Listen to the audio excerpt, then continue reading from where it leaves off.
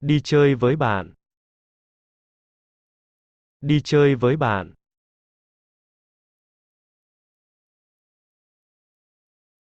Chạy bộ. Chạy bộ.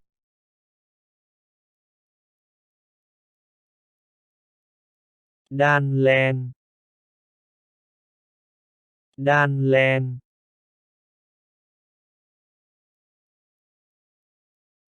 Thời gian rảnh. Thời gian rảnh.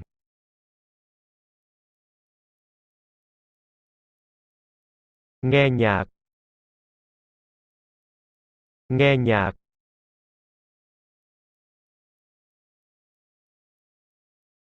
Đi leo núi. Đi leo núi.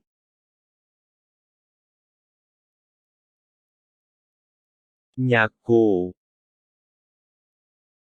Nhạc cụ.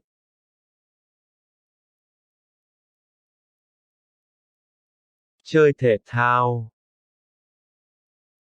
Chơi thể thao.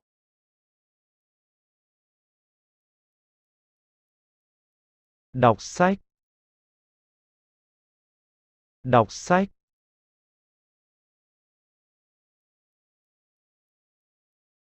Thư giãn. Thư giãn.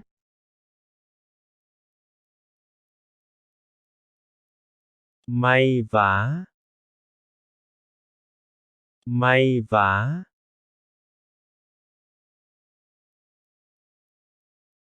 Hát. Hát.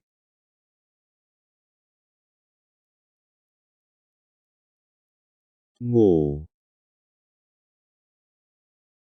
Ngủ.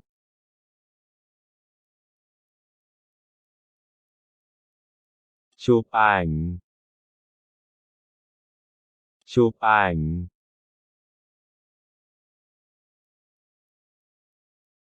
Du lịch.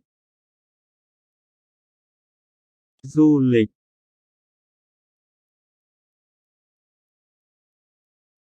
Xem TV.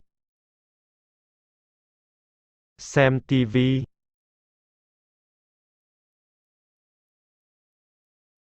Xem phim. Xem phim.